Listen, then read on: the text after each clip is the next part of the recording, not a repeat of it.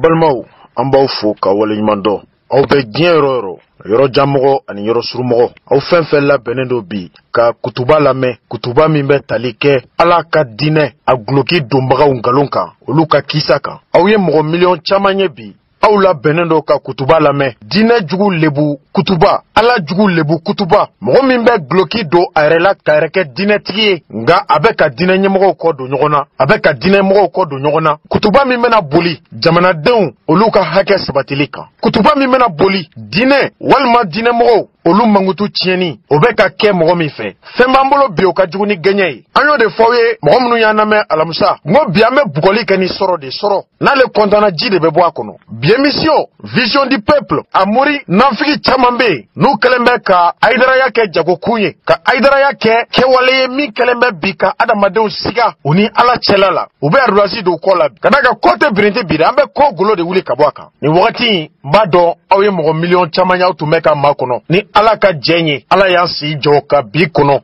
An bɛ Ala fo ka barikada ka tanu k'a ye a ka bi ɲɔgɔnna wɛrɛ yira an na. Bamananw ko ten ko n'i bɛ fana bi i b'a bi fo ka buguri k'a tɔ na. U ko fana n'i bɛ hɔrɔnkolon bi i b'a bi fo ka sen fila kɔrɔta sanfɛ. O de y'a to diinɛ n'a bɛ min kɔnɔ ko Ala ka diinɛ bɛ bi, n'a bɛ min kɔnɔ k'a fɔ ko diinɛ bɔra u ka bonda de la, n'a bɛ min kɔnɔ k'a fɔ e bɛ se ka diɲɛ kanubagaw walima maa minnu nata ye diɲɛ dɔrɔn de olu ka hakilina n'u ka yeta kama k'i bɛ Ala jɔnw k'olu pɛrɛtɛribuw ka Ala ko baara la, k'u pɛrɛtɛribuw ka diinɛ jɔ baara la, i bɛ nkalon kan wa i pilasi bɛ jahanama kɔnɔ. O de y'a to bi an tɛ jɛngɛ dɛ, n'an taara an kɛrɛ kan u b'a fɔ k'an falen don, n'an yomo yamara bi u b'a fɔ ko qui me pousse, u ka gulɔ dɔ bɛ ko qui me pousse. Mori bulofɛriw bɛ gulɔ in dɔn dɛ, u b'a fɔ ko b'an kɔnɔ. O de y'a to bi farifoni dan y'anw ta ye. Ni kɛnɛyara bi ka tɛmɛ an kan i bɛ bɔ adamadenya la, ni ja gɛlɛyara ka tɛmɛ an kan i bɛ kɛ kulu ye, ni kekoyara ka tɛmɛ an kan i bɛ kɛ suruku ye. C'est pourquoi bi émission in an y'a fɔ an b'a kɛ wa an bɛ aw sɔn fɛn na bi kulow ma deli min na, hakiliw famana ka min ɲɔgɔn mɛn. I bɛ maa dɔ ye i b'a fɔ ko carton don ka sɔrɔ nɛgɛ don, i bɛ maa dɔ ye i b'a fɔ ko kulu don ka sɔrɔ chiffon don.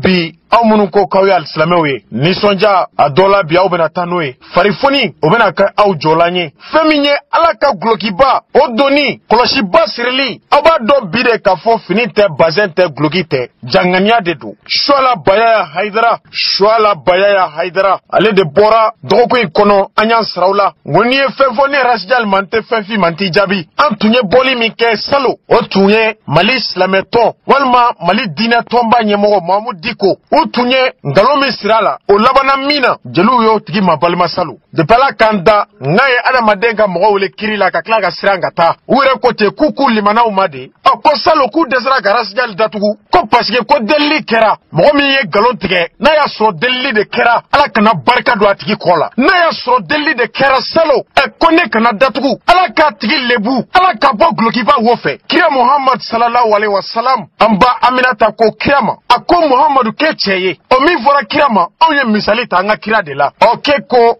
ko mɔgɔw sere ma i ka so dabarabaya la, ngalontigɛ la, escroya la, nanfigiya la. K'a fɔra ko i k'i bolo bɔ ne kan na ko delilikɛla cayara ko de la k'e sabali la. Cɛ min bɛ ne datugu Bamakɔ yan o cɛ tɛ bɛɛ ye dɛ. O de y'a to bi walanda ani bi kutuba Suala Bayaya Hayidara jɔn don, a bɔra min mun ŋaniyaba kɔnɔ, a bɛ mun baara de la. Maliyɛnw a y'aw sɔgɔlen to aw ka kumaso la. Bi Mali bɛɛ bɛ k'an lamɛn, an bɛna radio partenaires f'aw ye a bɛ bonya aw hakili ma. Région bɛɛ sɔgɔlen b'an na. Karamɔgɔ ye jɔn ye? Wallahi mɔgɔ si tɛ bɔ nin kɛnɛ in ka bi ka t'i kɔnɔ gosi kɔfɛ. Y'a ye jɛmɛ fɔyɔrɔ de, Ala ka jɛmɛ, kira ka jɛmɛ. Karamɔgɔ min yɛlɛmara, rappeur yɛlɛmalen ka kɛ karamɔgɔ ye. Ne hakili la k'a fɔ kan ka hakili ɲuman de sɔrɔ. Nka bi an bɛna bɔ ni fɛn ye. Ala e ma ye hali kira Muhammad sallallahu alaihi wasallam ngo kira y'i ban diɲɛ na. A ko ale mɔgɔ tɛ diɲɛ na. A ko diɲɛ adamaden jugu cayara. Minnu bilala ka na Ala ka kuma lase olu nana kɛ escroya ye a caman, u y'a kɛ yɛrɛ ɲini ye. N bɛ se ka fɛn sɔrɔ cogo di a ka fɔ ko ne de ye karisa ye? O de y'a to Suala Bayaya Hayidara a bɛna démasquer sisan. An bɛna taa an ka radio partenaires fan fɛ, olu minnu bɛ ka an dɛmɛ Mali kɔnɔ ani Mali kɔ kan. N'an ɲinɛn'u kɔ Ala bɛ jigin an na, kuranɛ bɛ jigin an na, hadisa bɛ jigin an na. Ka d'a kan mɔgɔ mɔgɔ b'i dɛmɛ foroba kɛnɛ kan bɔ i k'o ka dɛmɛ i k'o lase diɲɛ ma. Maliyɛnw an wasalen, an nisɔndiyalen, an fari foninen, an cɛsirilen, an nɔrɔyalen, an jidilen, an sinsinlen, an bɛ bɔgɔ don mori la bi. an b'a daminɛ ni radio min ye fɔlɔ ɲɔnɔ n'o ye an ka kɔlɔn kɔnɔna ye ɲɔnɔ bɛɛ sɔgɔlen bɛ an na sisan radio kɔlɔn olu bɛ k'an ta 100.0 an bɛ bɔ yen an bɛna kita radio 2 de sɔgɔlen b'an na radio kayira ka bɔ kita an bɛ ka lamɛn 104.2 radio horizon ka bɔ kita an kɔrɔkɛ Edouard an ka foli b'a ye olu bɛ k'an lamɛn 100.5 kita dugu kɔnɔna bɛɛ bɛ k'an lamɛn sisan n'an bɔra yen an bɛ taa Safo commune na radio Ben FM olu bɛ k'an lamɛn 99.5 an terikɛ ni an jɛɲɔgɔn ala ka diinɛ la n'o ye Elhaji Shekmaru Kulibali ni dɔw k'a ma ko Faruk an bɛ Faruku fo ka a ka radio baarakɛla bɛɛ fo radio Oronya FM 90.4 u fana b'an dɛmɛ kosɛbɛ an ka kibaruyaw la an bɛ taa Mali ni Laginɛ frontière la a bɛ se fo dugu 30 ma radio dɔ bɛ yen n'u b'a wele radio Benkadi mɔgɔ caman sɔgɔlen bɛ an na an ye kibaruya sɔrɔ fana ka daminɛ Tabu ka bɔ Sibi ka taa dugu caman na ko mɔgɔw kelen bɛ ka haut-parleur bɔ ka sigi gitɔrɔnda la an b'u bɛɛ fo radio Benkadi 106.2 n'an bɔra yen an bɛ taa Laginɛ maliyɛnw dɔrɔn tɛ k'an lamɛn bi an bɛ ka lamɛn fo Laginɛ radio dɔ bɛ yen n'u b'a wele RFM kilo 400 n'i bɔra Mali territoire kan i b'o de boli Laginɛkaw bɛ k'an lamɛn RFM sanfɛ sisan Shola Baya Haidara ye jɔn ye maliyɛnw tɛ dɛ Guinéenw bɛɛ bɛna bɔ a kalama sisan n'an bɔra yen an bɛ taa fo Keɲaba mara la radio Jɛbɛ FM n'a sigilen bɛ Sita Kili 88.0 an bɛ an balimaw fo minnu bɛ Keɲaba n'a mara kɔnɔ n'u sɔgɔlen b'an na sisan an kɔrɔkɛ Monsieur Kane ale de bɛ ka kɛ sababu ɲuman ye émission in bɛ ka tɛmɛ an bɛ bɔ yen fana an b'an kunda Kumatukaw ka radio soba n'o ye Kamara FM 90.0 Kumatukaw bɛ k'an lamɛn o kan an ka directeur Meri Jakite à travers la radio Kamara FM Selenge kaw bɛ an sɔrɔ fo ka se Buguni mara ma u bɛɛ tulo b'an na bi n'an bɔra yen an karamɔgɔ ni an ka ɲɛmɔgɔ an ka diinɛ ɲɛma Sheikh Sufi Bilali Jalo a ka radio Salam an b'u fo kɛrɛnkɛrɛnnenya la Musa min bɛ journal kɛ an b'a fo kosɛbɛ an ka kibaruya bɛɛ tɛmɛ nin radio in kan a bɛ sɔrɔ 89.7 minnu bɛ Moribabuguna mara kɔnɔ an bɛ taa Segu an bɛ Ikuma baarakɛla bɛɛ fo u ka wulikajɔ n'u ka cɛsiri la an bɛ taa Kucala radio Jama Jigi an fa ni an terikɛ Yakuba Konate foli bɛ d'a ma a ka cɛsiri la Kucala n'Ala sɔnna ma Sentinelle bɛ sira la ka taa Kucala n'an bɔra yen a fɔra n ye fana k'a fɔ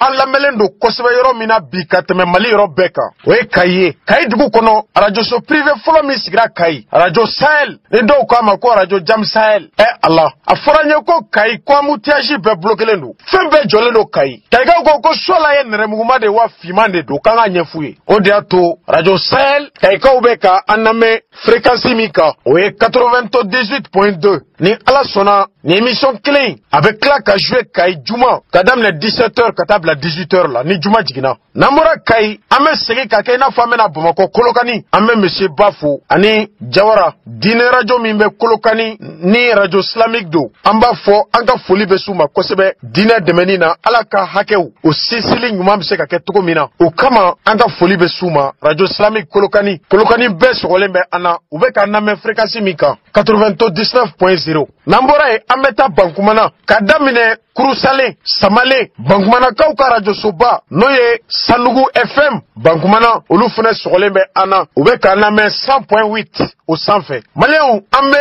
obligé ka a ɲɔnkiri ka da ka radio min sɔgɔlen b'an na bi a bɛ radio 100 bɔ o y'a ye min jate b'anw bolo dɛ min jate t'an bolo Ala de b'o dɔn nka an ka journal minnu bɛ yen n'o ye journal Wataniya journal fɔlɔ min bɔra an ka jamana kɔnɔ n'a bɛ kunnafoni di arabukan na Muazu Sise an b'a fo Banamba mara bɛɛ kɔnɔ Tuba Banamba Kiba Kɛrwane an ka foli b'u bɛɛ ye an bɛ taa Segu tuguni Segukaw ka réseau ba min bɛ yen n'o ye Segu Media an terikɛ ni an kanuɲɔgɔn Sogoba an b'a fo a ka kanu na ka na Rasjal yɔrɔ la k'a ni cɛsiri an bɛ tila ka to Segu kelen kɔnɔ Balazan Info olu fana bɛ ka nin émission in k'a yɛlɛma ka kɛ sɛbɛn gafe ye ka bɔ Segu ka bɛɛ ka se k'a ye kibaruya dara an tulo kan depuis tilegan in na k'a fɔ groupe min bɛ WhatsApp kan n'u bɛ direct la a bɛ groupe 360 ani kɔ la Rasjal yɛrɛ ka groupe Sentinelle fɛn fɛn bɛ yen Rasjal et la diaspora o Rasjal Congo Gabon o mɔgɔ bɛ yen n'i bɛ Rasjal ka kibaruya sɔrɔ WhatsApp sira kan k'a bɛɛ fana bɛ k'an suit ani Sentinelle yɛrɛ ka page officielle an bɛ ka suit o kan direct réseaux sociaux kan. Message y'an sɔrɔ sisan fana ko Brésil. Malien minnu bɛ Brésil olu fana bɛ k'an lamɛn internet kan. An bɛ hakɛto ɲini aw fɛ lisi ka jan nka an bɛ da yan. Yan'an ka kunnafoni daminɛ kunu an fa ni an ka karamɔgɔ Ismaël Dramé ala ka hinɛ la a denw ye wele bila n ma u fa ka ziyara min tun bɛ kunu Ɲarela kɔnɔ an taara ka taa duwawudon kɛ Ismaël Dramé an b'u fo u ye bonya min ta k'an sɛgɛrɛ kunu. Ala ko lahara kɛnɛ bɛ gɛlɛya ka se hakɛ la hakɛ min adamadenw bɛ hami u bɛ se ka bɔ bolola cogo min na fo ala bɛ ɲininkali kɛ ko yala ko i ka ɲɛnamaya bɛɛ kɔnɔ k'i ni dɔnnibaga ma deli ka dumuni kɛ minɛ kelen kɔnɔ wa i ma deli ka dɔnnibaga fo wa o nisɔndiya b'an kan ani Buye denkɛ ani Ismaël Dramé denkɛ ala y'a kɛ kunu an garisigɛ y'a to an n'olu ye dumuni kɛ ɲɔgɔn fɛ nka mɔri bazɛntigiw tɛ dɛ maliyɛnw kuma in tɛ kuma wɛrɛ ye dɛ Suala Baya Haidara ye bɔli min kɛ réseaux sociaux kan n'a ye Diko buruja tuguni ka diinɛ ɲɛmɔgɔ k'o ka danbe bɔ a la qualification tɛ a ma min da Diko kan nka bi tiɲɛ bɛ bange n'a y'a sɔrɔ sɔn min b'ale la n'o sɔn ɲɔgɔn bɛ Diko la ala kana bi fitiri se k'an to Diko kɔ nka yani émission ka ban aw b'a dɔn a ye min fɔ a bɔra min da n'a kɛra ka digi mɔgɔ la n'a ma ka digi mɔgɔ la wallahi aw b'a dɔn a ye vidéo min kɛ réseaux sociaux kan komi a yɛrɛ ko k'a ye karamɔgɔ ye Haidara y'a kɛlen bɛ jagokun ye maliyɛnw an ka fara ɲɔgɔn kan fɔlɔ a ka kɔrɔfɔw a ye min fɔ an k'a lamɛn an hakili sigilen an fari foninen an k'an tulo dayɛlɛ an k'a lamɛn. Assalamu alaikum wa rahmatullahi ta'ala barakatuh. Suala Baya Haidara Zulfakar. An bɛna bɔ ka an da don kuma dɔw la sabu an ye vidéo dɔ ye ka circuler an ka président au conseil n'o ye Mahamudu Diko ye Imam Mahamudu Diko a bɔra ni miliyɔn 50 jate ye k'a filmer a ye caméra wele a ye télé wele ka na mɔgɔ dɔ yɛrɛ kumana a kɛrɛfɛ k'a fɔ gouvernement ye miliyɔn 50 bila ka na premier ministre bolo la ko k'o kɛ dɛmɛ ye u bɛna dugawu ta min kɛ dimanche n'o bɛna kɛ 26 mars la komi kɔrɔlen gouvernement ka laada don n'u bɔra kalama k'a fɔ kɛnɛ o kɛnɛ bɛ sigi diinɛ tɔgɔ la gouvernement ka dɛmɛ bɛ se ala y'o seere an bɛɛ y'o seere mawuludiw tɛmɛna sisan mawuludiw ma kɛ yɔrɔ si ni gouvernement ka dɛmɛ ma se yɔrɔ min na ne bɛ min dɔn u ka dɛmɛ bɛ se u ka bonya bɛ se hali u farikolo yɛrɛ min bɛ se o yɛrɛ ye dɛmɛ belebeleba ye o bonya belebeleba ye nka ka se nin degré ma wari taara wari bɛ se ka lasegin n'an tɛ wari minɛ an bɛ wari lasegin anw tɛ nin wari fɛ anw bolo Mahamudu Diko ye maaba de ye kodɔnna de don hakimu de don n'i tɛ nin wari sugu minɛ anw ka yeta la i tun b'a la segin depuis u nalen n'a ye min ciden min nana n'a ye segin n'a ye ni yɛrɛ yira t'a la nka ciden min nana n'a ye o seginna ka taa fo ka tila ka wari tun k'a filmer ke e kun ye aw kun ye miliyɔn 100 ɲini gouvernement fɛ o y'a yira aw kun ye wari de ɲini peut-être jɔ kɛra miliyɔn 50 de la o de la an bɛna filmer k'aw tɔgɔ ci vraiment moi je suis très désolé. Moi je suis désolé. Alisilamɛw an b'an jɔ yen fɔlɔ a ye kuma min fɔ sisan ko Mahamudu Diko tun ye miliyɔn 100 deli gouvernement fɛ IBK ye silamɛ ye Bube ye silamɛ ye an sigalen don mɔgɔ min yɛrɛ ka diinɛ ko la o y'ale de ye min bɛ kuma la sɔn min b'a la a ye to lamɛnli la n'a y'a sɔrɔ Mahamudu Diko ye miliyɔn 100 deli Bube fɛ kuranɛ b'anw bolo hadisa b'anw bolo Bube ka na ni Mahamudu Diko an ka tɛgɛ d'a kan a ye min fɔ o ye nkalon ye nkalon don tiɲɛ tɛ Bube de ye téléphone ta ka Diko wele ko IBK ko k'a ka miliyɔn 100 di Diko ma ka da ka Diko bɛ ka min labɛn au conseil tɛ dɛ au conseil ma nin labɛn Diko de y'a labɛn à son propre nom en tant que leader religieux Diko y'a ye ale bɛ se ka ko kɛ Mali kɔnɔ min n'a yanga bɛ se ka bonya ka silamɛ bɛɛ nafa a ye wele bila Buye Maɲɔrɔ u jɛra ka organiser Buye ka bonya kɔnɔ nka o conseil m'a kɛ miliyɔn 100 ko Diko ye bɛ ka wele wari min dira ale yɛrɛ ma a ka n'o nkalon da Diko la Maliyɛnw an bɛ nale an ka taa an ka lamɛn halisa. Ne bɛ se ka mun kɔni fɔ mɔgɔw ye surtout Mahamudu Diko ale ni ne bɛɛ bɛ kan min dɔ dɔn Alakira ye min fɔ sallallahu alaihi wa sallam ittaqillaha aysuma kunta ittaqillaha aysuma kunta a kan ka fɔ Diko ye Diko ittaqillaha Cheikh Mahamudu Diko ittaqillaha don bɛ bi kɔ dɛ ala bɛ yen dɛ mɔgɔ n'i ye kojugu kɛ jamana kɔnɔ n bɛna wuli ka nin kojugu in kɛlɛ wallahi a ka kan kojugu ka kɛlɛ jogojugu ka kɛlɛ waleya jugu ka kɛlɛ k'a bɔ jamana kan nka prévu yɛrɛ min waleya jugu yɛrɛ kɛbagaw de faralen don e kan k'u b'i soutenir ko dugawu ta u ka mun b'a la ka bɔ yɔrɔ la i kan ka faamu min bɛ yen mais n'a y'a sɔrɔ i ka kɛlɛ ye n bɛna nin jogojugu kɛlɛ jamana kɔnɔ n bɛna nin waleya jugu kɛlɛ jamana kɔnɔ mais kɛlɛ ka kɛ n bɔra baara dɔ la kɔsa in na gouvernement kɛlen don ka budget ba d'ale ma mɔgɔw t'o kalama milliard budget de tun b'ale bolo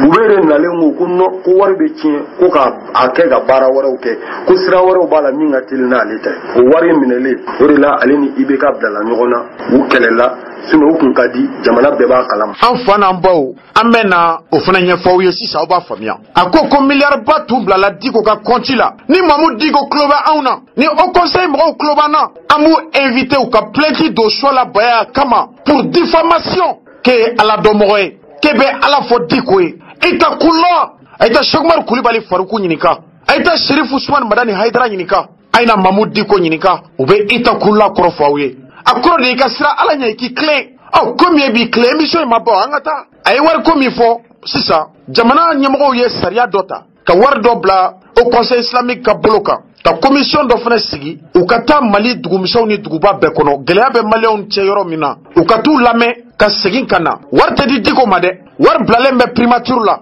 jonye sere jom se ka boka ni tien fo bi Allah RPM chokoroba nyuma do be bete jaga tiende Abdoulaye Idrissa Maïga premier ministre koro wari tumba ale de bolo ni Diko be fa ka activité mi ke gouvernement ga jeng kono u be na fo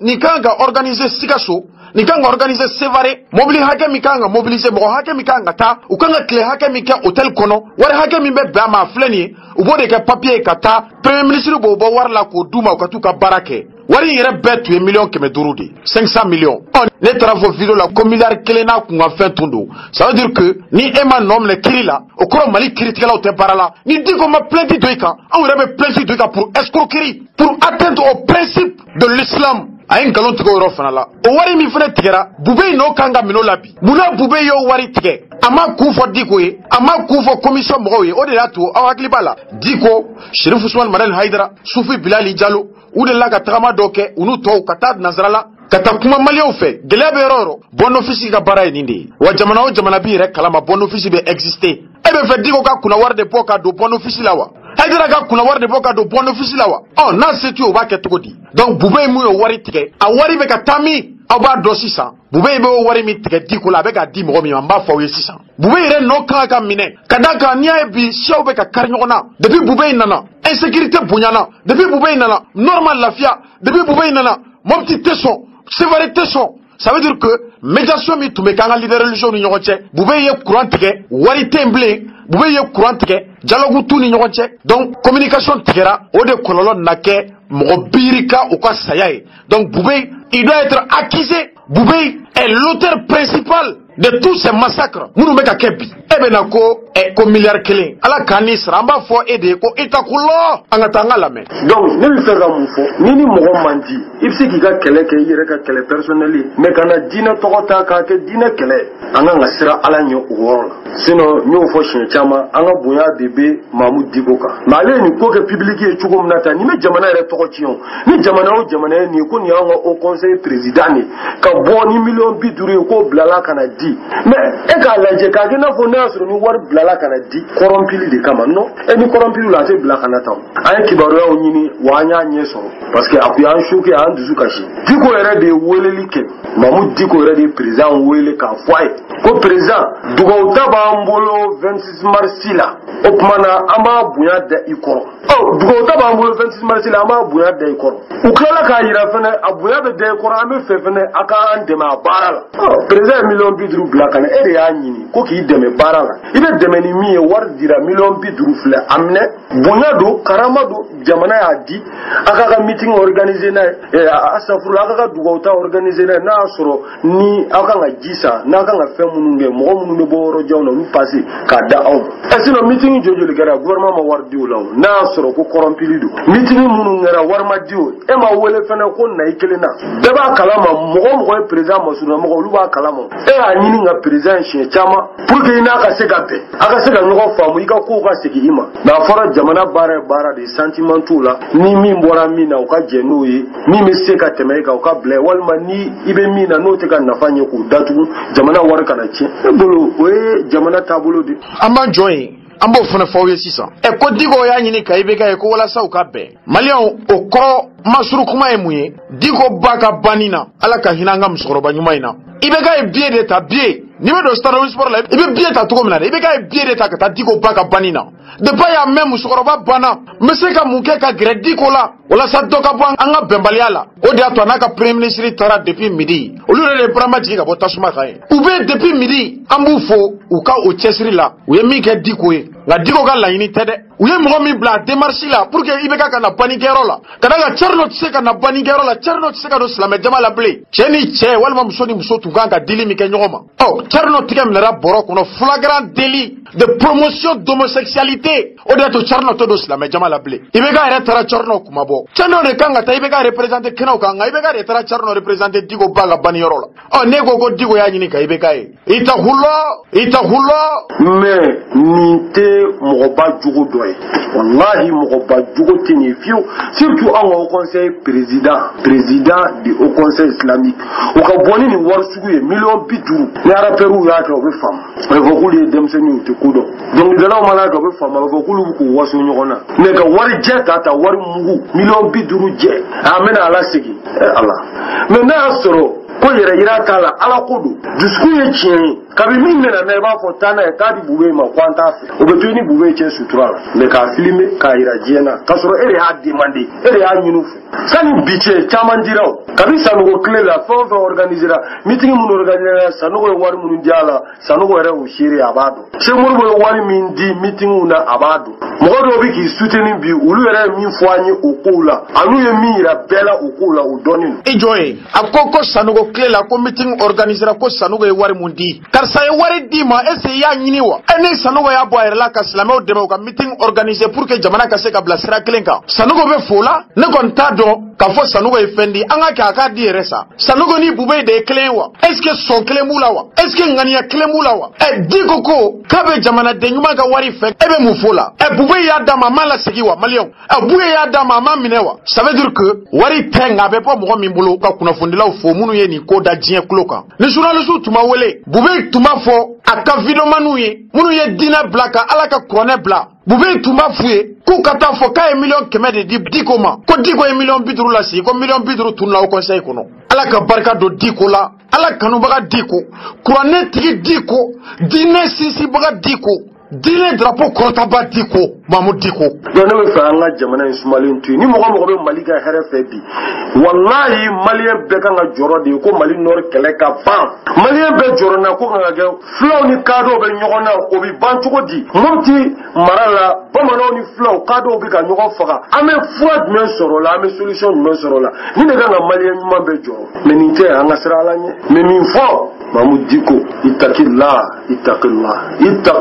wasbir inna Allah ma sabirin sira ala ɲɛ i ka sira ala ɲɛ i ka sabali ala bɛ sabalibagaw fɛ ne bolo nin ma se nin na dɛ n'a fɔra bonya kana ta ka di et puis a ma di ma a dira au conseil de ma au conseil mɔgɔ jumɛn ɲininkara nin na au conseil mɔgɔ jumɛn de ɲininkara ka bɔ dɔrɔn ka taa ni propagande kɛ dugawu ta ka kɛ dugawu ka ta hali bi an ye dugawu ta hali bi an ye dugawu ta juma an ye dugawu ta hali sini an bɛ dugawu ta hali n'an ye fajiri seli an b'a ta n'an ye seli fana seli lazara fitiri safo an bɛ dugawu ta an ka wurudikɛyɔrɔ bɛɛ la an bɛ dugawu ta dugawu bi ta o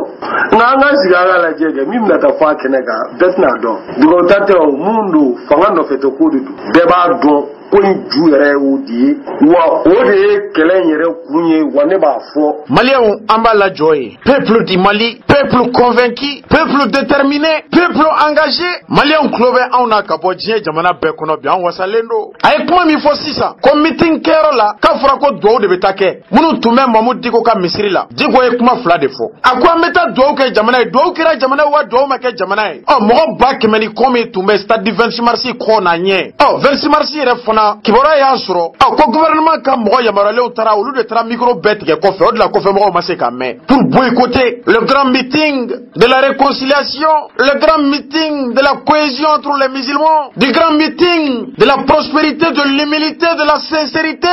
o meeting kɛnɛ kan an karamɔgɔ n'o ye Traoré ba ye ka bɔ Mutada la a ye dugawu kɛ Hashim Haidara ka bɔ Segu a ye dugawu min kɛ n ye ala ka nin dugawu mɛn an kɔrɔ ala ka nin dugawu tugu an kɔ fo lahara an ka diinɛmusow tɔgɔ la u ye dugawu kɛ au conseil denmisɛnninlakaw tɔgɔ la an karamɔgɔ Yakubu Dugure denkɛ Abubakar Yakubu Dugure a ye dugawu kɛ Diko ye dugawu kɛ an ka karamɔgɔ Sogore ye duwawu kɛ mais o ma foyi mɛn duwawu la dɛ k'a fɔra ko Bube ka dégager donc ko duwawu ma kɛ ko meeting de kɛra Diko ko misiri la fɛn fila an bɛ taa duwawu kɛ jamana ye wa mauvaise gouvernance min bɛ faso in kɔnɔ an b'a dénoncer diɲɛ bɛɛ bɛ bɔ a kalama n'a t'aw bolo a ye na Diko ka misiri a audio bɛ an y'a joué émission tɛmɛnenw kɔnɔ an b'a d'aw ma u ko k'u m'o mɛn ka d'a kan mun b'u poche kɔnɔ o ni dusukun tɛ kelen ye Ala bilala ka nafolo ta diinɛ bilala ka nafolo ta Etakula kaburu tɔ man ja o cɛw tɛmɛna olu ja tun ka farin ka tɛmɛ e kan Situ ma nin financer dɛ Libanɛw ma nin financer dɛ Iranɛw ma nin financer dɛ Ɲɔrɔnbuye de ye nin financer an ka lamɛn wa min bɛ bɔ a la u ka bɔ a la moi ne bɛ n sɛmɛ Ala de la ne tɛ maa si jɛ ɲini u ye fɛn bɛɛ fɔ anw ma nin tɛ nin sa nkalon tɛ nkalon ye kalomɛni tɛ kalomɛni ye fɛn bɛɛ fɔra sa a tɔ ye ko an ni ne minɛ na n'o se bɛ mɔgɔ min an kana si ni n'a ye nka o t'an bali ko an tɛ tiɲɛ fɔ dɛ alisilamɛw ladamunen don u lamaralen don u sabalilen don u b'u yɛrɛ kalama an ka e jaabi o ye ka valeur de don i la n b'a dɔn dugumakolo bɛ meleke Diko t'e jaabi diinɛ ɲɛmɔgɔ t'e jaabi bɛɛ tigɛlen don e la o de y'a to ne b'i jaabi dɔrɔn k'i ja don i yɛrɛ la de o dɔrɔn de don min bɛ bɔ a la mun bɛ bɔ a la Bube ko n'a ka d'an ye cogo min na a b'an ma cogo min na a b'ale ma ten an ma sira o ɲɛ an bɛ sira ye de ɲɛ mori jɛnɛkɛla an bɛ sira ye de ɲɛ an bɛna fɔ aw ye sisan muso min bɛ Suala Baya Haidara bolo ko tile o tile a ma da ni muso ye muso 10 ka se muso 8 ma a bɛ da n'u ye hukumu min kɔnɔ arabuw ka sira dɔ bɛ an bɛna ɲɛfɔ aw ye sisan an ka taa Useniya kɔnɔna clip b'a kɔnɔ ala video bɛ kɛ salonba min kɔnɔ a tɔgɔ de ko Useniya an ka taa an bɛ don sisan n'u wulila i delila ka nin fɔ IBK ma i delila ka nin fɔ fanga ma e ko cogo di ni ne ye tiɲɛni ye m'a fɔ n'o wagati n'o o ko min ni ne y'o ye n'o ma bɛn ma ne b'o fɔ mais ni min bɛnna ne ma don min na fɛnɛ ne b'o fɛnɛ fɔ kɛ hali sini ni kojugu dɔ kɛra min ma bɛn ne ma ne bɛ bɔ k'o fɔ mais ni ne tɛ kɛwale ɲuman ye ka wuli ka mankan ci jamana kɔnɔ ka wari filmer k'o yira diɲɛ na wari min dir'i ma sutura la ko a ye aw yɛrɛ dɛmɛ n'a ye jamana de y'a di Bube m'a di IBK m'a di jamana de y'a di karamɔgɔ de peace a ka jugu ka tɛmɛ hali télécell kan n'i ko k'i bɛ Mali wele pisi Suala la Mauritaniens de b'a ta tellement pisi ka ca a yɛlɛma ka ca a da yɛrɛ kɛlen don i ko sama da n ka kuma laban ye min dɔrɔn Mamu Diko i takila sira Ala ɲɛ o de ka ɲi Ala bɛ Ala ɲɛ sira i jɔw fɛ Suala Baya Haidara Zulfakar Maliyɛnw kuma in bɛ kun cɛya a tilala kuma la a b'a dɔn nin video bangena min na wa alimami minnu fana bɛ yen n'a kelen bɛ k'olu fana influencer o alimami dɔ de fana ye Ala minɛ juma tɛmɛnen misiri dɔ la Dravela ka taa fɔ kutuba la komi Kami b'a ɲɛmɔgɔ tɔ filɛ Bube ka wari bɛ Suala bolo alimamiw tɔw natalen don Suala la ale de b'u bolo la sɔn Bube ka wari la o fana taara fɔ misiri kɔnɔ ko mɔgɔ taara meeting kɛyɔrɔ k'olu ye jahadimɔgɔw de sitanɛw de don Ala juguw de don kira juguw de don depuis Ala ye Mali dan don min na ko min ma deli k'an ka jamana sɔrɔ lebu min ma deli k'an ka jamana sɔrɔ Ala ka diinɛ a ka sigi samara kɔnɔ samara min n'a man kan a kɛra Dravela juma tɛmɛnen alimami y'o fɔ yɔrɔ min na Ala kanubagaw wulila diinɛ kanubagaw wulila minnu bɛ yen n'u bɛ ka jɔrɔ ni alikiyama jɔ don ye u ye alimami to kutuba la k'u ka dɛbɛw ta k'u ka tapiw ta ka bɔ misiri kɔnɔ ka taa so jama bɛɛ taara so an ko limama bɛ mun baara la ni alimami kan ka to yen wa Allah Bube ye Mali silamɛya ci k'a yɛrɛ kɛ k'a ban l'islam est à terre la religion de Dieu de Kira Muhammad sallallahu alayhi wa sallam est en train de traverser l'un des moments le plus cataclysmiques depuis diinɛ nana Mali kɔnɔ ni ɲɔgɔn ma deli ka kɛ fɔlɔ an balimaw bi émission ye chapitre de n'an bɔra dɔ kɔnɔ an bɛ don dɔ kɔnɔ a yɛrɛ ye kuma min fɔ video kan a y'o lamɛn wa o kɔmasegin ye min ye o tiɲɛ fɔra aw ye ne hakili la nin kuma banna pewu kuma tɛ min kɔfɛ o banna min ye $50 ko ye a tiɲɛ bɛɛ de ye nin ye ci sera an ma sisan fana k'a fɔ an ka jamana kɔrɔnfɛya la Tɔnbɔkutukaw fana sɔgɔlen banna u y'an balimakɛ dɔ fɔ an ye tɔgɔ bɔra n kɔnɔ nka Mayiga don a kɛlen bɛ ka forfait ba de san a ka bitigida la Tɔnbɔkutu jeunesse bɛɛ bɔnnen b'a ka da la ye Bafulu da la u bɛ k'a lamɛn ka fara Mali dugu bɛɛ kan fɛn fɛn sɔgɔlen banna radio 50 ani kɔ o y'a y'anw bɔra min kalama dɛ an ye min lisi min kalan an dontɔ o tɛ nka caman y'an ta émission bɛ senna wagati min na maintenant an bɛna karamɔgɔ yɛrɛ min ko Diko ta ye wariko ye k'a bɛ faamaw kɔ nafoloko de la ne ko maliyɛnw karamɔgɔ in yɛrɛ bɛ sɔrɔ kɛ cogo di an t'o ɲɛɲini wa aw b'a ye mobiliba kɔnɔ Bamako a bɛ escalade kɔnɔ a tɔgɔ bɛ plaki kan a tɛ plaki ta gouvernement tɛ se ka fɛn f'o la o la a b'a ye mobiliba kɔnɔ escalade ni bazin ba kɔnɔ a bɛ musow kɔ cucuca la denkunikɛyɔrɔw la mariage kɛyɔrɔw la mais a yɛrɛ bɛ sɔrɔ kɛ cogo di c'est très important an k'o ɲɛɲini k'o dɔn an bɛ min da aw tulo kan Suala Baya Haidara n'a ye karamɔgɔya nkalon da a yɛrɛ la a bɛ mɔgɔ minnu ka baara la o ye Libanɛw de ye ani Iranɛw mais a ka nafolo sursu fanba o bɛ bɔ Liban di walasa situ ka tagabolo min bɛ yen o bɛ se ka ɲɛ sɔrɔ cogo min na an ka jamana kɔnɔ a bɛ ka olu représenter donc olu bɛ nafolo jigin a kan a bɛ sara joli kalo la Libanɛw bɛ $1,000,000 de di Suala Baya Haidara ma Libanɛw ka télé dɔ b'an ka jamana kɔnɔ nka Suala kɛlen bɛ ka tigiya ta ka k'a yɛrɛ ta ye télévision Zahara ani radio so diinɛ ɲɛmɔgɔ minnu bɛ kalan kɔnɔ n'o ye karamɔgɔw ye olu ka sara bɛ $1,000,000 in na télé entretien ni radio bɛ $1,000,000 in na kalo o kalo gardien min bɛ yen ka téléso kɔlɔsi o ka sara bɛ bɔ $1,000,000 la maintenant a ye plan min kɛ pour que ka se ka Libanɛw gosi yen fɔlɔ $1,000,000 min bɛ na télé baarakɛla 100 o 100 minnu bɛ kalan na yɛrɛ bolo madarasa kɔnɔ ye o madarasa sɔrɔcogo an bɛn'o fana fɔ an bɛna le a kɛlen bɛ ka denmisɛnninw de ta élèves minnu bɛ 6e année ni 7e année la k'olu employé télé la nka sara t'u ye donc a bɛ ka o wariw de bénéficier kelen madarasa min jɔra Libanɛw fɛ ani Iranɛw fɛ an bɛ se k'a fɔ Liban walasa anw minnu bɛ ni seba t'an ye ka taa an denw don yɔrɔ la yɔrɔ min n'a bɛ sara kalo la u y'a ɲini ka yɔrɔ in jɔ denmisɛnninw ka kalan k'a kɔnɔ u ka Ala dɔn nka ko nafolo kana minɛ denmisɛnninw na o convention de b'a ni Libanɛw cɛ an nana bali mun na parents d'élèves minnu bɛ t'u denw don yen olu de nana bɔ a kalama k'a fɔ karamɔgɔ Suala Baya Haidara bɛ ka kalo sara minɛ mɔgɔw denw na o de la jama mana caya bɛɛ tɛ jɛ ka tiɲɛ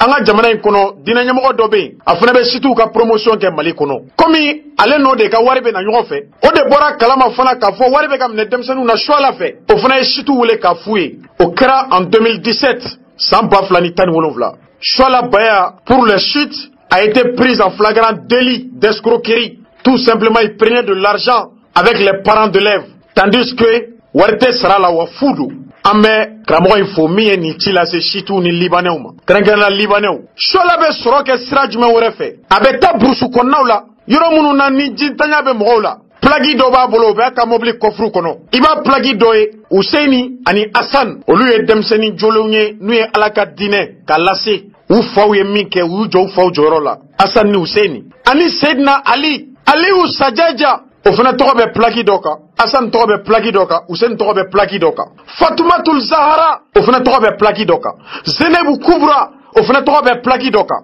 donc nin plagiw de bɛ ta ka taa burusu kɔnɔnaw la walima n'u ye mɔgɔ min ka kɔlɔn ye ji b'a kɔnɔ donc u bɛ plagi turu kɔlɔn da la ka photo ta ka fɔ kɔlɔn min siɲɛnen filɛ nin dugu kɔnɔ olu de ye kɔlɔn siɲɛ donc u bɛ facture bila ka taa wari bɛ na après u bɛ tila k'u ka plagi bɔ kɔlɔn na du jour au lendemain ka continuer ka taa dugu wɛrɛ la Suala bɛ se ka dugu 60 kɛ ten tile kɔnɔ kɔlɔn kelen-kelenna bɛɛ wari bɛ bɔ Liban ka na d'a ma a bɛ ka bi fantanw kan cogo min na Maliyɛnw aw y'a lajɛ an bɛ tɛmɛ madarasa min b'a bolo an bɛ se ka saba fɔ a la dɔ bɛ ba kɔfɛ madarasa dɔ filɛ nin ye Kuluba sira la Segu Tabalininka gitɔrɔn kelen fɛ ka taa gardi kan kɔfɛ madarasa dɔ b'a bolo an fa ɲuman in ka so n'o ye Baya Haidara Ala ka hinɛ a la ka dayɔrɔ sumaya Baya Haidara ka so kɛrɛfɛ Dravila dɔ b'a bolo yen a bɛ ka nin kɛwale jugu de ta ka denmisɛnninw sɛgɛrɛ nka bɔ kɛra kalama 2017 kalo 7 Suala ka sara tigɛra sara tigɛlen a tɛ ka sara sɛgɛn bɛ ka na fari bɛ ka yɛlɛma bazɛnkɔrɔw bɛ ka commencer ka don o wagati de a taara i sen don an tɛ a banna la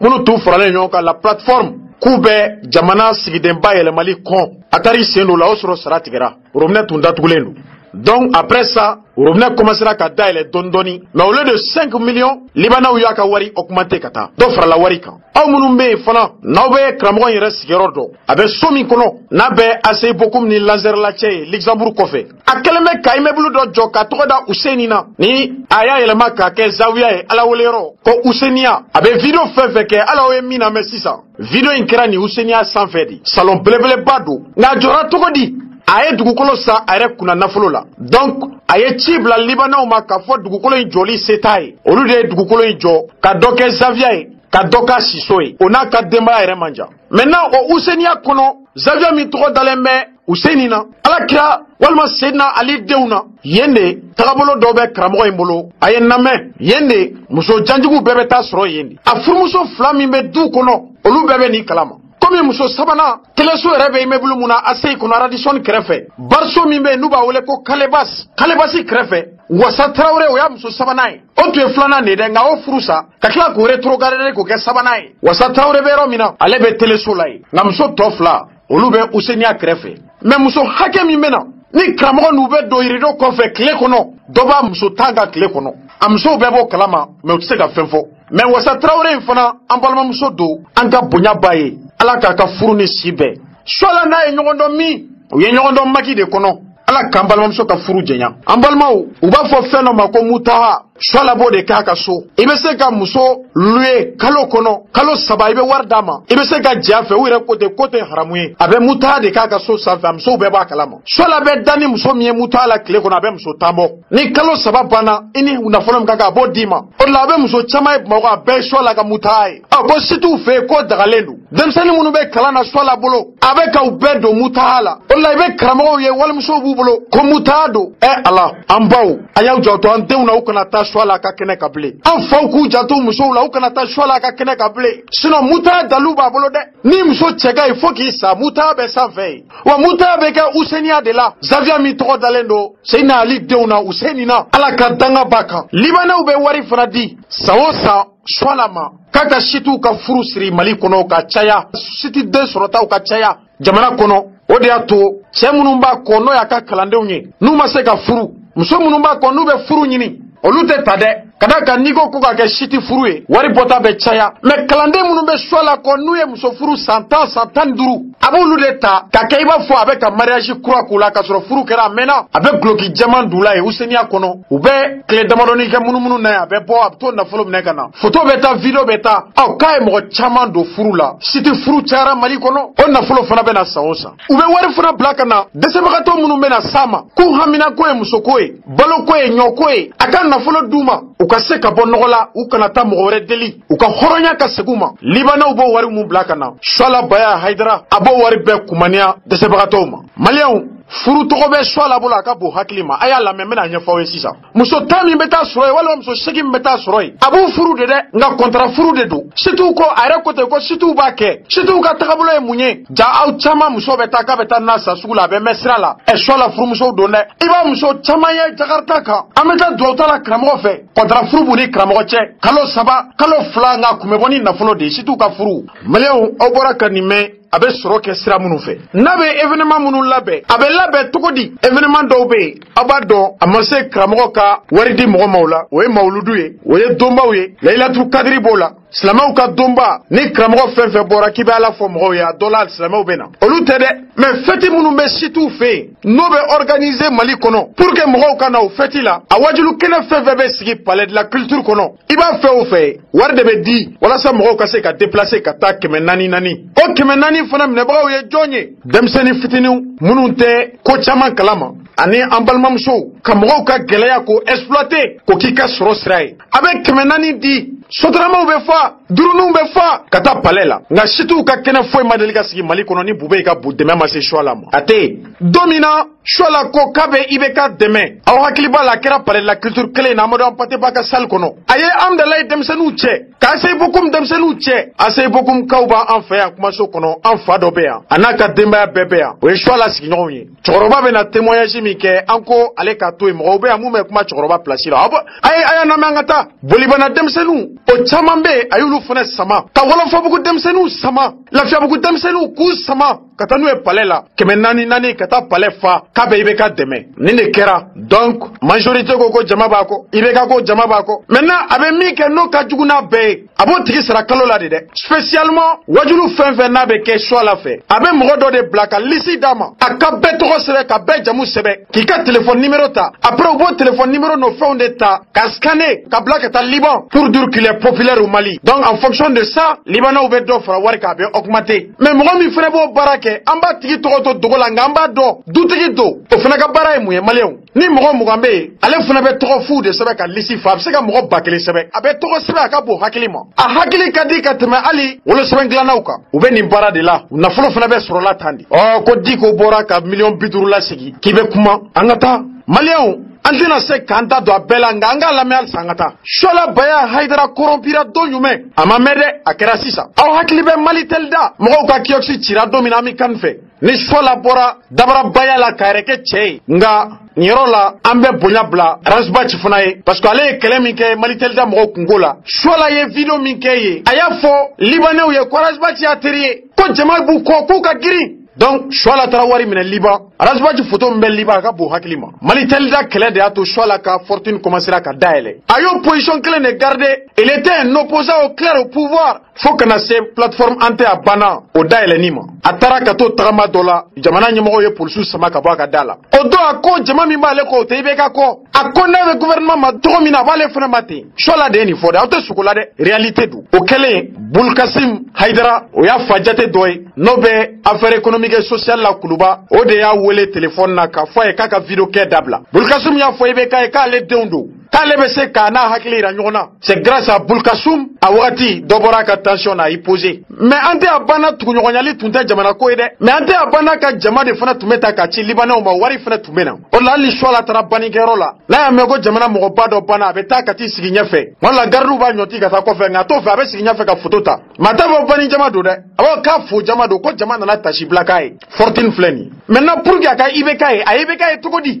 chedo be walma ala ka dinel na kariba do be atoko ko Yusuf na fara Yusuf aba hakili janga mo ba to mando la nga Yusuf mindo pededo Salif Keita musomi tuto ko ndafi ni mo ko nafi ni swala de be jela nafi kroga de Yusuf ye o Yusuf pedeke o de fene sira ka service de renseignement mo ka do influencer ou ka swala ni ibeka la sigi kenekelenka pour la première fois swala ni ibeka ka sigi pededo de organiser atoko Yusuf asigile me Franci nga furule no twabu do ma chedo ne nga furule no twoge ma Franci nafi krogedu ani ibeka ka sigi kono mumbora la fendamado ibeka ye garde rapproché klendama ibeka ye million biduru di swalama ibeka ye passeport diplomatique di swalama swala ko président ni beka ye neteta mogodo be na mofie nga tele datugura nga karinya nga tele daele ibeka ordonné que aka tele ka daele télévision Zara libana ka tele ni swala kelembe ka tiata tele daele na abe normuna wa te normuna o malaide nga tele daele na swala bora kulubani million biduru asira ka fo aterike yerasbatie walma aterike koroy nga yo janfade kada ga coup d'état ko rela atara passeport diplomatique de yirola nga ma million biduru ko kuma foide komi rasta u hakli obe yorola yoromini adama de nga yeli taye rasta is the light rasta ye alaka mo nyma utiridi rasta ye yelende rasta ye kanunde ye rasta is the fight rasta is the love rasta est un homme libre indépendant rasbati ka investigation no frère taraboni million biduru koy swala ya bolo flada ko ka lebura malien mais million biduru iklala de nafimi kera sababu ka koroke pede black swala ka taybe ka bara aye dobo warla ka million tamado di nafima mbado ngango toy aye dobo million ina ka doda dogoni ma Tyson mamodo ango toy wari totora mi Range Rover mimbe swala bolobi ibeka ka million biduru to ay million bi sabani wolo flata kata do Range Rover la mais Range Rover be sa domina clé secours tunta la no ya clé mi fera ba daele ou obligera ka clé 100 million clé secours ko do Range la Range mbe sa domina aduguje Sherif Ousmane Madani Haidara ziara tumbe tamani swala yo Range de ta ibeka ka Range sane ka kunda tamani ka ala ya ka boto tamani ziara bani ni ala be jom mago sa ape signalement chamandima Range mi sana million bisabani wolofla Range vitri tira sira la nato o bolen koe depuis chola ni beka e nyonye chola be événement fait organisé Bamako Mali kono gouvernement ma wardi chola ma doma e 10 millions temps mo mi mbeta ibeka joro fa keneka amba to dogola nga jamu e fofona e asigile me amdalai il est conseiller à la présidence chola ka keneka ibeka bode chika kata siga ka keneka et pourtant Mahmoud di ko e meeting mi organisé gouvernement nga chidengele matade gouvernement turate faut qu'en élection au kofe aka soroka déclaration ke palais la anyemi fo wi kuma damnela kaka demain Kobe Mali gouvernement Kabe gouvernement demain avec 20 millions il a pu remplir le stade Aïsra ka palais fa millions mugandirama akele ka déclaration ke ministre de la communication no e papouye oye dodama Amadou Koita million dodama ni bon d'essence ou dama Soumelu Boubé Maïga e forage fladama kelen keranga choroba nyuma ka dala baya Haidara kelen kera Ousenia dala Ousenia mi kelen do aka jene akeroi wa Karim Keita fana oka avocat o fana beta chola fe kuma be uye plainte mi donné kama Rasjal folo o plainte semana JMC dale la masebe bureau kono de uyu ka avocat wole de JMC dala gidronda la o rega mobile tu tiena o de la chola tara interpellation kofe kata radio oxygène na kata kumai ako niaye ale netoi ko mo dado delle kera ko wa ko plainte mi dona kale mado kaka kalande do de adu ay mo mi blaka plainte do no aka avocat o ko chola ma ko pront kerila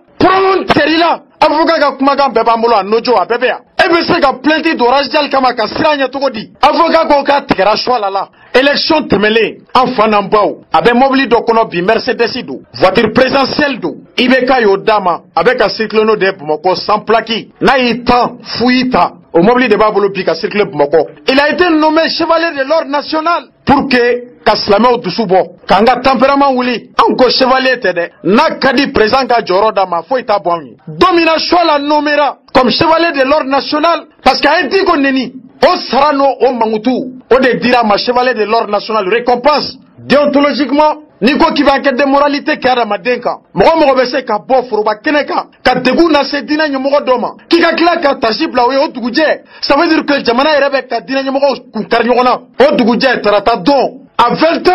à Donny Tyson, Agno Fnaye Boubé Kadal à 20h, avec un dag gauchi, d'ailleurs, Masega Elay. Avec Doromina, Menadala, Aïe Gauchilida Daga. Mamoud dit qu'on n'est ni ou Taro sera mardi souffé. Mardi ou était ni Trata souffé à 20h ou Toumé. Tyson Kellen de Tara. Abak arrange sport là, arrange numéro bébé. Ante Abana mouvement ou Kofé. Ou Kelenga Negan, Ibega Emilio Vlado Fnama. Ou Sotramani Flaza, Obeb Maro, Pim,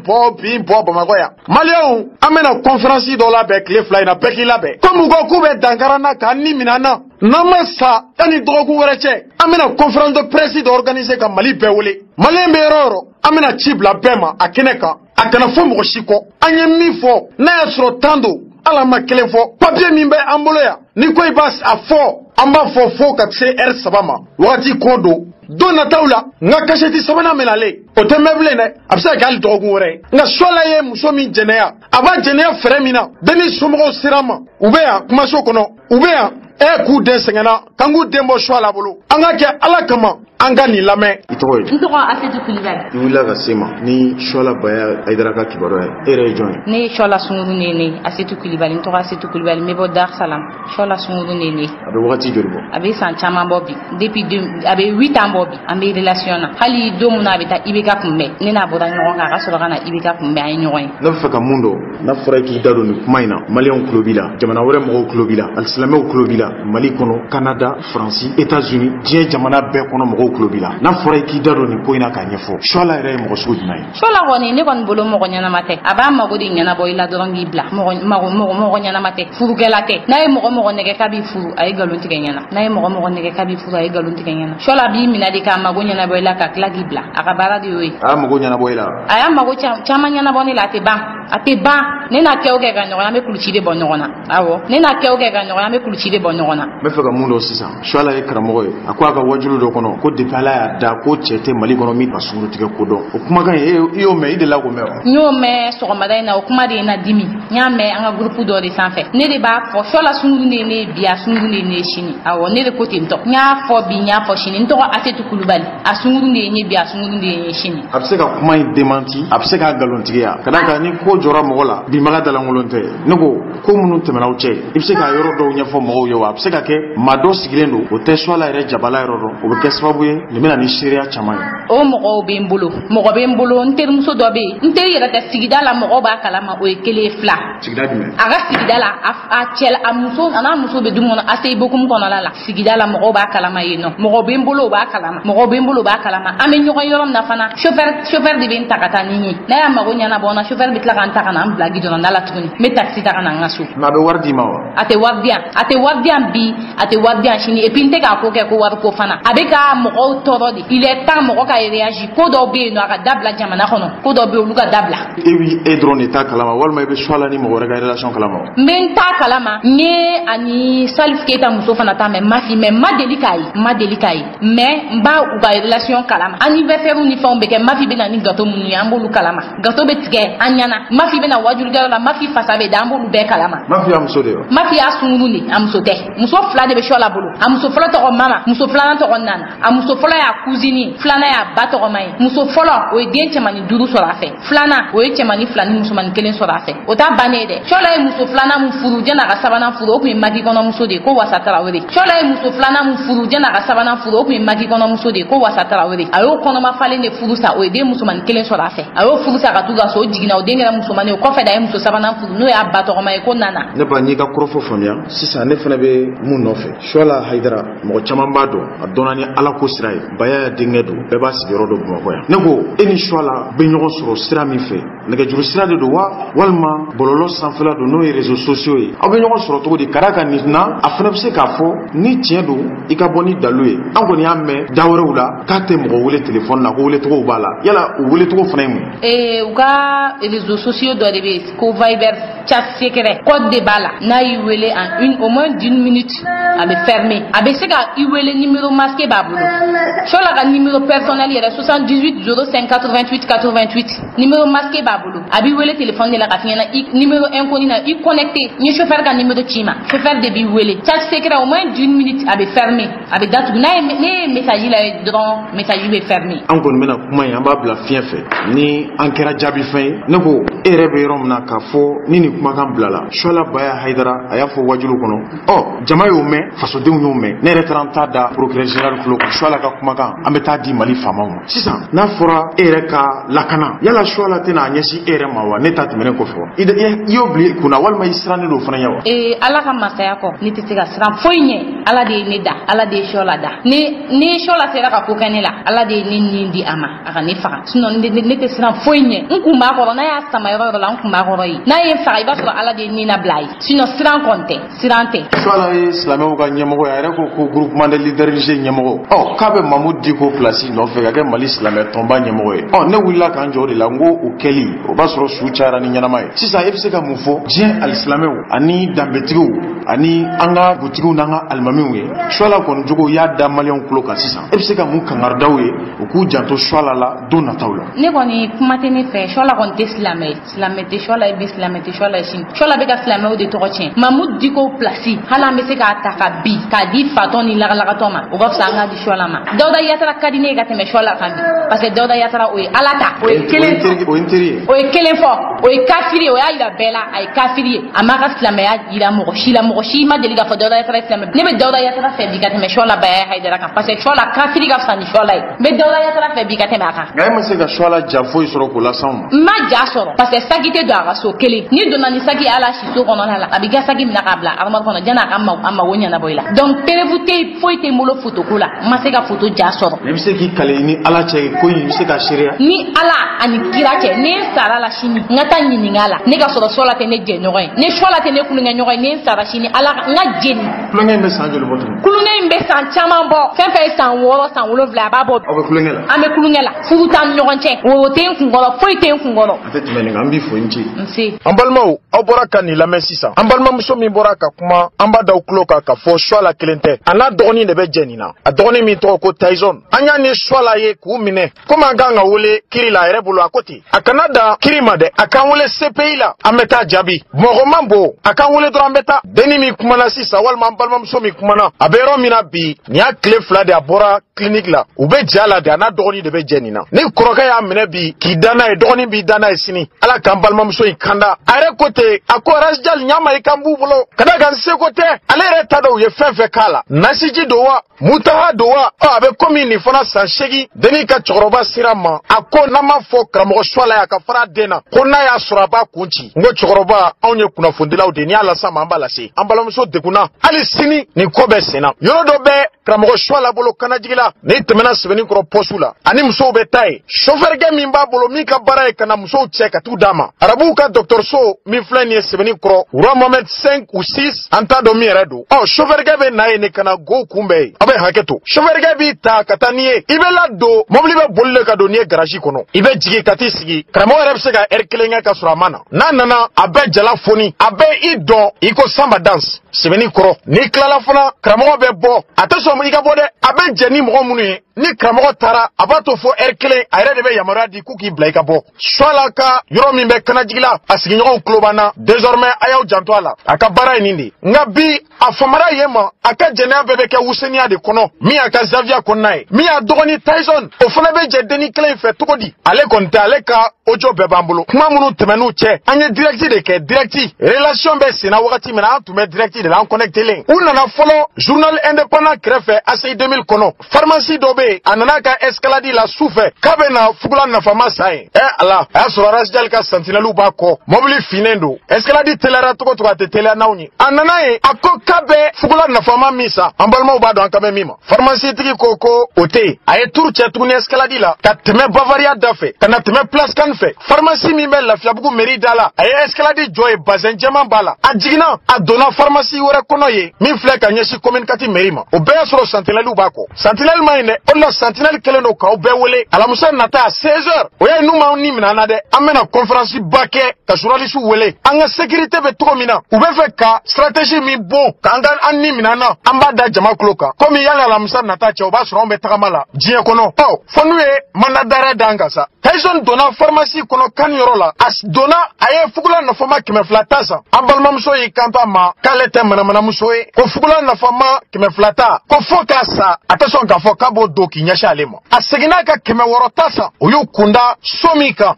ala jardin mi fleni jikroni isa gindo ka so krefe vilani dobe urujo e mindama abadon kamemi ma Tyson badon kame vila mima adona ayi waraka yoro mina sentinelu ka camera bemenera asirana abora kana ka escalade ta ka lado anya photo ta anya filmer aboto fana anya filmer kuma kamunu temenu che ja Tyson be kule de nabeka momo akule gambe bambulo dossier complet ukanwele amuku kawele jabi kono fembambolo dona taula kashati kurabe na bode ayan suidro émission kana foko kobeni dakunde la ambalmo aklale ay deni jige gitonda la kaka taxi ta oya suro sentinelu bako sentinelu ye deni nani ala awre de aka taxi passer sara aw mayinde amemi fo yedro na umbi ko façon ikono adola ambe kunyona shola baya haidara be dumi kono ana dogoni Tyson tumbe location na yoro mina ase ipokumna ubeka courant chouin climatiseur imay ube funune ndo noroyalendo ube siklim micro ubeka jamana ka courant de chouin ubeka état chouin faut que c'est bima mo mi me jamana chouin o commencer ki kera munye o taraka ke chevalier de l'ordre national e jamana kono malien amba kunche ni mi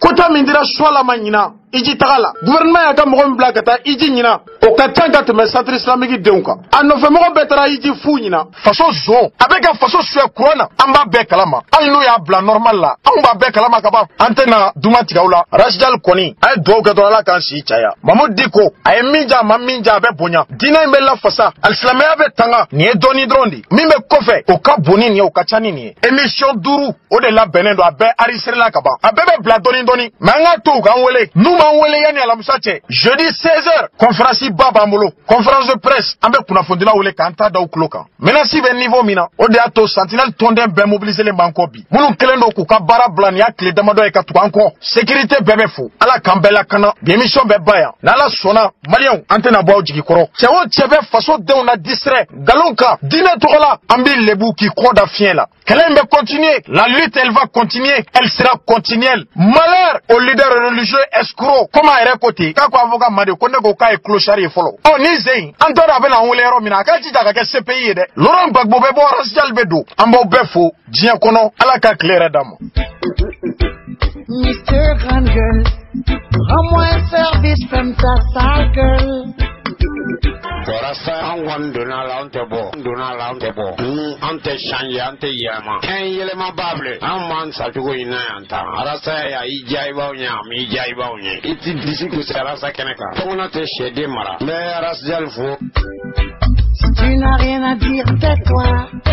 Chronique du jour. Chronique du jour est une émission présentée et proposée par Rasjal. Chronique du jour par Monsieur Gaussou Diallo, communément appelé Rasjal. Chronique du jour est Jamgombe que awi beba do natoko Gaussou Diallo ni mo ba forma ko Rasjal. Rasjal bina kuma bekana dugu kuna fonun ko lu wale ya awi. Awi no me dibila. Ka obla yelena. Ni o Jamgombe ke ka kuma jamana kunga Mr. Grand Girl,